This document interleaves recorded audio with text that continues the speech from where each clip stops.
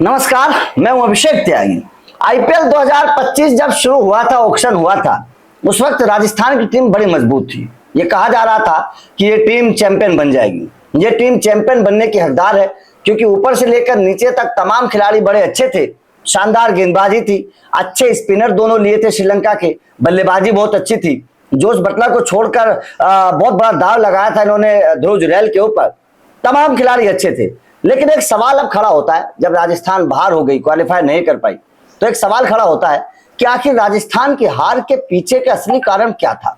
राजस्थान को जो हार मिली, वो हार क्यों मिली, किस चलते, कौन सी कमियों के चलते राजस्थान आईपीएल 2025 में क्वालिफाई नहीं कर पाई। ये सवाल आप लोगों के जहन में जरूर आता होगा। तो चलिए इस पर एक बार डिस्कस करते हैं कि आखिर राजस्थान की हार की असली वजह क्या रही, किन कारणों के चलते राजस्थान को आईपीएल 2025 में हार का सामना करना पड़ा।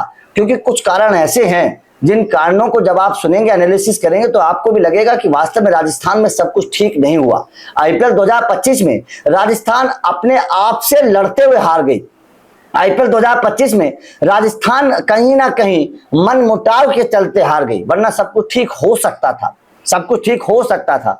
अब सबसे पहला कारण जो मुझे लगता है, जो सबसे बड़ा कारण भी है और सबसे इंपॉर्टेंट कारण भी है राजस्थान की हार के पीछे का, बाकी भी मैं आपको बताऊंगा, 5 कारण मैं आपको बताऊंगा। सबसे पहला कारण है कि जो गेंदबाजी राजस्थान ने ली, जिन गेंदबाजों के दम पर राजस्थान इस युद्ध को फतह करना चाहता था, वो गेंदबाज कामयाब नहीं हो पाई। आप जोफ्रा आर्चर के ऊपर बात कर लीजिए, आप संदीप शर्मा चोटिल हो गए, आप हसरंगा की बात कर लीजिए, आप तीक्ष्णा की बात कर लीजिए। ये तमाम गेंदबाज नाम तो बड़े थे, लेकिन काम बड़ा नहीं कर पाए, अपने दम पर मैच नहीं जिता पाए। क्योंकि राजस्थान की अगर मैं बात करूं, राजस्थान ने छोड़ा कौन था? राजस्थान ने ट्रेंट बोल्ट छोड़ा था, मुंबई में अच्छा कर रहे हैं। राजस्थान ने प्रसिद्ध कृष्णा छोड़ा था, गुजरात में अच्छा कर रहे हैं। राजस्थान ने चहल को छोड़ा था, पंजाब में अच्छा कर रहे हैं। ये तमाम खिलाड़ी राजस्थान ने छोड़े थे, लेकिन इनके रिप्लेसमेंट के तौर पर जो राजस्थान ने खिलाड़ी लिए, वो खिलाड़ी उस तरीके का परफॉर्मेंस नहीं कर पाए जिस परफॉर्मेंस की उम्मीद थी राजस्थान को। जोफ्रा आर्चर ने उस तरीके का परफॉर्मेंस नहीं किया, संदीप शर्मा भी उस तरीके का परफॉर्मेंस नहीं कर पाए, तीक्ष्णा हसरंगा भी उस तरीके का परफॉर्मेंस नहीं कर पाए जिसकी उनसे उम्मीद थी। तो यहां राजस्थान की हार की सबसे बड़ी वजह यह रही कि जो रिप्लेसमेंट खिलाड़ी राजस्थान ने लिए, वो रिप्लेसमेंट खिलाड़ी रिप्लेस कर नहीं पाए, उस तरीके का परफॉर्मेंस नहीं कर पाए। नंबर 1 वजह, जो आप भी एग्री करेंगे। नंबर दूसरी वजह यह है कि राजस्थान ने जोस बटलर को छोड़ दिया। ठीक है, आपने बहुत बड़ा फैसला लिया, आपने जोस बटलर को छोड़ने का एक ऐतिहासिक कदम उठाया, लेकिन क्या आपने जोस बटलर का रिप्लेसमेंट चुना? आपको जोस बटलर का रिप्लेसमेंट नहीं मिला। आप गुजरात में देखिए जोस बटलर किस तरीके की बल्लेबाजी कर रहे हैं, रनों के मामले में, चौके लगाने के मामले में, पावर प्ले के मामले में जोस बटलर टॉप 3 में है, लगातार रन बना रहे हैं। और जोस बटलर की बल्लेबाजी के दम पर गुजरात टॉप पर बनी हुई है और क्वालिफाई कर गई। तो राजस्थान ने जोस बटलर को छोड़ा तो सही, लेकिन जोस बटलर का रिप्लेसमेंट क्या राजस्थान को मिला? क्या जोस बटलर के रिप्लेसमेंट के तौर पर राजस्थान ने जिन खिलाड़ियों पर दाव लगाया, क्या वो खिलाड़ी उस तरीके का परफॉर्मेंस कर पाए? नहीं कर पाए। आप ध्रुव जुरैल की बात कर लीजिए, एक भी मैच नहीं जिता पाए, जबकि 5-6 मैचेज उनके हक में थे, जिताए जा सकते थे, लेकिन नहीं जिता पाए। नंबर 1 बात। आप नीतीश राणा की बात कर लीजिए, नंबर 3 पर उन्होंने खिलाया, लेकिन नीतीश राणा उस तरीके की बल्लेबाजी नहीं कर पाए। तो यहां पर राजस्थान फंस गई आकर, जोस बटलर का रिप्लेसमेंट नहीं मिला। उसके बाद में तीसरी जो वजह है वो ये है कि राजस्थान का इस बार फिनिशिंग ऑर्डर पूरी तरीके से कोलैप्स कर गया। राजस्थान का फिनिशर जो था, पहले राजस्थान के फिनिशर को लेकर हमेशा सवाल हुए, लेकिन इनके पास हेटमायर था जिसके ऊपर उम्मीद थी, शुभम दुबे था जिसको बड़ा उम्मीद जताई जा रही थी, और भाई साहब ध्रुव जुरैल इन्होंने लिए थे फिनिशर के तौर पर। लेकिन तीनों के तीनों खिलाड़ी मैच को फिनिश नहीं कर पाए। और जिस टीम का फिनिशर ऑर्डर, जिस टीम का नंबर 4, 5, 6 ये 3 खिलाड़ी फेल हो जाएं, वो टीम कभी नहीं जीत पाएगी, वो टीम कभी क्वालिफाई नहीं कर पाएगी। और राजस्थान के साथ भी यही हुआ कि राजस्थान के जो तीनों फिनिशर थे, वो तीनों के तीनों कोलैप्स कर गए। मतलब साफ है कि ध्रुव जुरैल ने रन जरूर बनाए, लेकिन मैच को फिनिश नहीं कर पाए। और भाई साहब आखिर में तो मैच को फिनिश करके करना ही देखा जाता है, रन नहीं देखे जाते, वो देखा जाता है कि आपने मैच कितने जीता है। तो ये तीसरी वजह रही।